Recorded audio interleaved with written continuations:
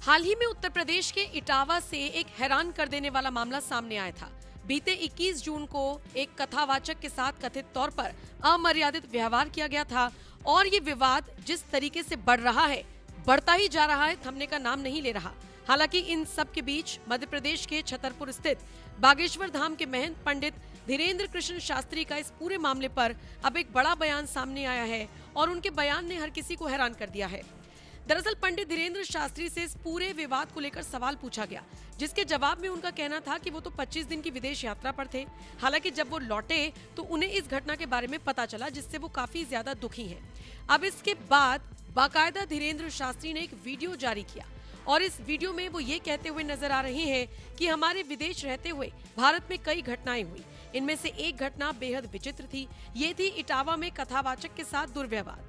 बाबा बागेश्वर ने कहा कि वेद व्यास, महर्षि वाल्मीकि, मीरा, सूरदास, कबीरदास सभी भगवान के रंग में रंगे थे। इनकी न जाति पूछी गई और न पता पूछा गया। इनकी वाणी ही इनकी पहचान बनी, भगवान का नाम ही इनकी पहचान बना। कौवा कर्कश बोलता है, लेकिन रामचरितमानस में कालभूषुंडी महाराज की महिमा है। इसीलिए जाति न पूछो जाति की, पूछ लीजिए ज्ञान। इसके बाद बागेश्वर धाम सरकार आगे कहते हैं, भगवान की कथा और सनातन का विचार किसी जाति विशेष का नहीं। भगवान की चर्चा करने और भगवान की कथा कहने का अधिकार सबको है। कोई भी इसमें दोषी नहीं है, ना ही कोई हस्तक्षेप है। अगर भारत को हिंदू राष्ट्र बनाना है तो क्या ऐसे बन पाएगा? नहीं हो सकता।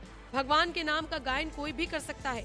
गुरु नानक, मीराबाई, रैदास, कबीरदास सबने भगवान राम और श्याम की चर्चा की। हमें नहीं लगता इसमें कुछ भी गलत है। आपको बताते चलें, हाल ही में इटावा में यादव कथावाचकों के साथ कथित तौर पर मारपीट की गई थी, अभद्र व्यवहार किया गया था और इसका आरोप लगा था ब्राह्मण समाज के लोगों पर। दरअसल दोनों पक्षों का आपस में आरोप प्रत्यारोप लगाने का सिलसिला अभी भी जारी है। एक पक्ष कहता है कि उनके साथ मारपीट की गई है, मारपीट इसलिए क्योंकि वो यादव समाज से आते हैं, और दूसरे पक्ष का कहना है कि ये आरोप पूरी तरीके से झूठे हैं, बल्कि उल्टा इन्होंने अपनी पहचान छुपाकर ब्राह्मणों की सभा में आकर कथा सुनाई थी।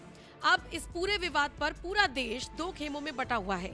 एक तरफ वो लोग हैं जो कह रहे हैं कि कथावाचक कोई भी हो सकता है, कथा कोई भी सुना सकता है, इससे जाति का लेना देना नहीं है, और दूसरा पक्ष ये कह रहा है कि अपनी पहचान छुपाकर जब दुकान लगाने तक की इजाजत नहीं दी जा रही तो फिर अपनी नाम, अपना पहचान छुपाकर कोई कथावाचक कैसे बन सकता है। बहरहाल इटावा की इसी वारदात का जिक्र करते हुए पंडित धीरेन्द्र शास्त्री ने आगे और क्या कुछ कहा वो भी सुन लीजिए। वो कहते हैं कि जो भी घटना इटावा में हुई निश्चित रूप से निंदनीय है।